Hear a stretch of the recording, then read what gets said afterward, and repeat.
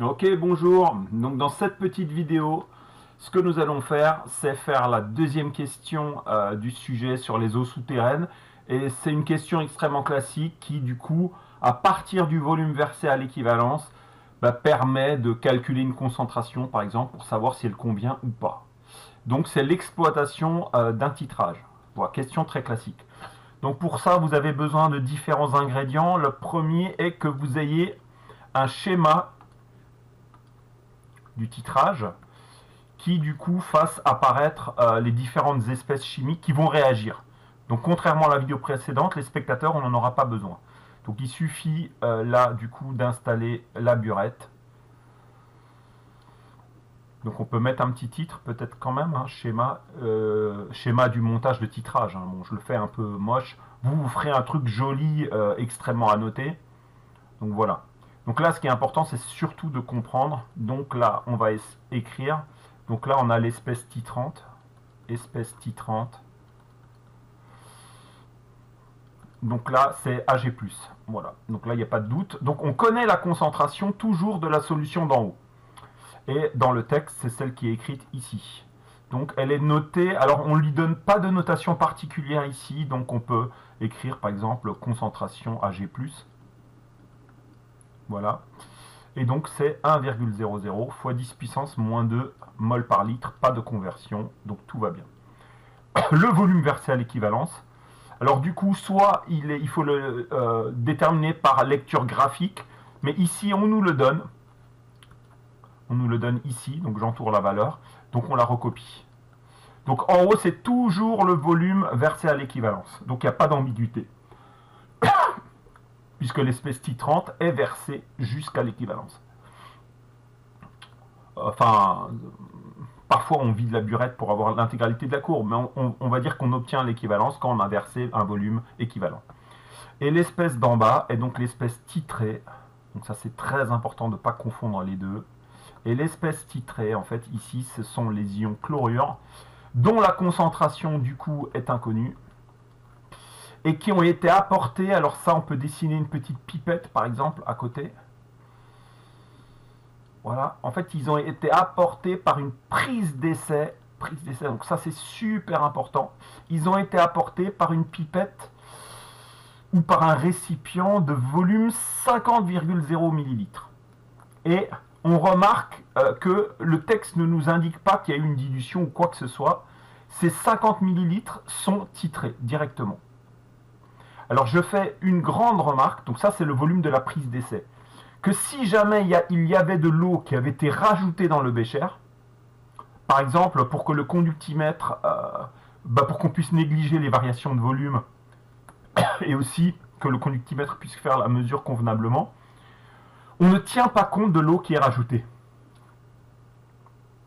Pourquoi? Tout simplement, je peux vous le montrer par un petit dessin, c'est que l'intégralité des ions chlorure qui se trouvent dans le bécher, en début d'expérience, proviennent intégralement de la pipette, qui a permis de faire la prise d'essai.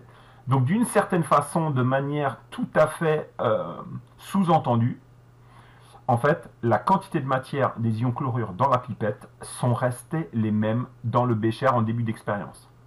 Donc le C fois V d'ici, qui permettra donc de calculer la quantité de matière d'ion Cl- qu'il y avait au départ ici, correspondra aussi à la quantité de matière d'ion Cl- qui se trouvait dans la pipette.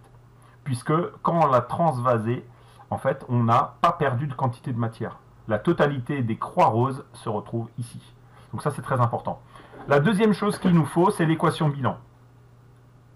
Donc d'après l'équation bilan, donc je vais peut-être prendre un feutre d'une autre couleur.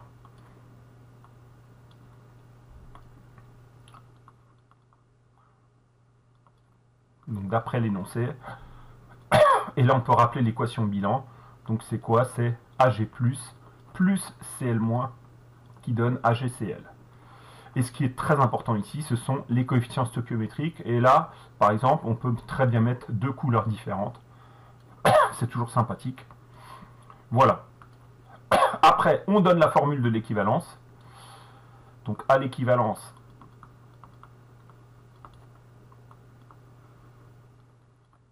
et ça c'est vrai qu'à l'équivalence, ce que je vais dire maintenant, à l'équivalence, le mélange entre le réactif titrant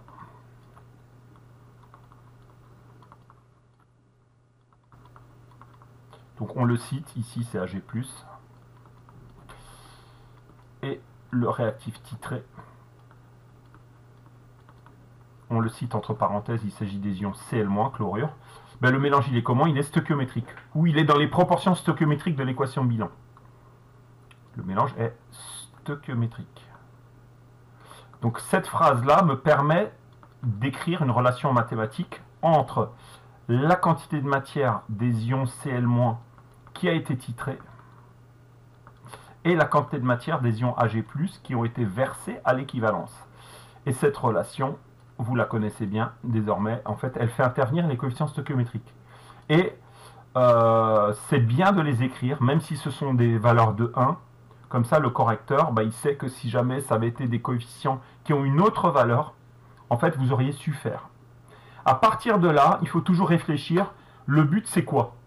Comme ici, le but c'est de savoir si l'eau est potable ou pas, vous aurez besoin, à partir de la quantité de matière d'ion Cl-, de remonter à la concentration molaire d'ion Cl-, puis à la concentration massique, et la comparer à la limite qui est, je peux l'écrire à gauche, en fait la limite, c'est une valeur de 200 mg par litre. Okay, donc si la concentration massique en ion chlorure est inférieure à cette valeur, l'eau peut être considérée comme étant potable, sinon elle ne l'est pas.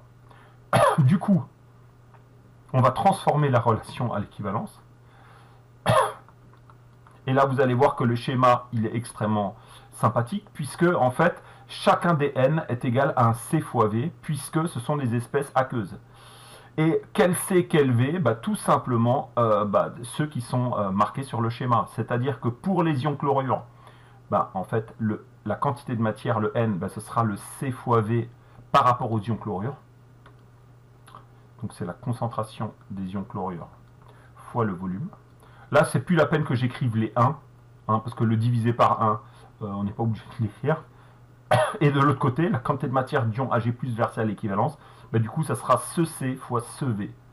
Donc il suffit de l'écrire, concentration d'Ag+ fois le volume équivalent. Du coup, je vais essayer de serrer les choses en ligne. Si on retourne la formule pour isoler la concentration en ion Cl-, c'est la concentration des ions Ag+, fois le volume équivalent, divisé par V. Alors numériquement, comme lui il est en mol par litre, et qu'on a une division de volume, on peut très bien laisser les volumes en millilitres, puisque de toute façon les unités millilitres vont se simplifier. Donc c'est un cas de figure où il n'est pas forcément nécessaire de convertir les valeurs 13 ml et 50. Et donc si on fait l'application numérique et qu'on trouve, et qu'on fait 1 fois 10 puissance moins 2 fois 13 divisé par 50, eh bien on trouve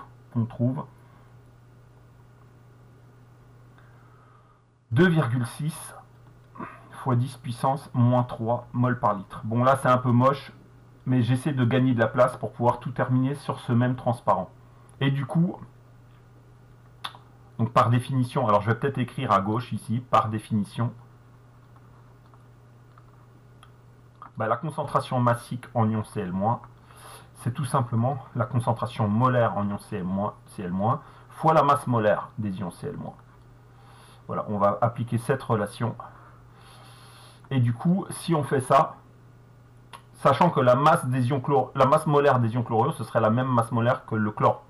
Donc 35,5 grammes par mol. Et là, on trouverait 92,3 mg par litre, puisque si on fait le calcul, on trouverait une valeur en grammes par litre, mais pour pouvoir comparer aux 200, autant que ce soit dans la même unité, comme la valeur est inférieure à 200 mg par litre, donc on l'écrit, donc cette eau est potable. Voilà, donc en conclusion, pour répondre à ce genre de questions, faites le schéma du titrage qui en particulier fait apparaître l'espèce titrante, l'espèce titrée, pas la peine de mettre les spectateurs, et surtout les valeurs numériques des concentrations des volumes que vous connaissez. N'hésitez pas à dessiner la pipette qui permet d'apporter le volume de prise d'essai, ça vous évitera de faire des bêtises et de prendre en compte éventuellement de l'eau qui aurait été rajoutée. Ensuite, il faut absolument donner l'équation de bilan, puisque c'est lui qui va vous indiquer dans quelle proportion les réactifs se consomment. Vous lâchez la définition de l'équivalence en phrase, puis vous en donnez l'équivalent numérique, et ensuite, s'il s'agit d'une concentration molaire, vous faites apparaître les concentrations molaires, vous faites les retournements qui conviennent, et si jamais il y a besoin de passer par la massique, vous utilisez cette formule qui est bien connue. Voilà, j'espère que ça a été utile. En tout cas, c'est extrêmement classique comme type de rédaction pour toute question qui aurait trait à un titrage. Et d'ailleurs, je fais une dernière remarque avant de m'arrêter.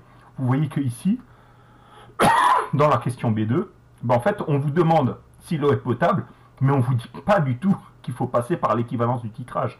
Et c'est ça qui en faisait une tâche complexe, entre guillemets, c'est que vous n'êtes pas guidé. La question B2, un mauvais élève, en fait, ne comprend pas qu'il s'agit de l'équivalence. Mais que vous, comme vous avez vu le mot titrage, et que vous avez vu l'équation bilan du titrage, vous savez qu'il faut passer par la formule de l'équivalence. Et c'est toute la différence, du coup, entre quelqu'un qui sent le contexte et qui sait qu'il faut utiliser la formule de l'équivalence, et quelqu'un qui se perdrait dans la question B2. Voilà, à une prochaine. Ciao.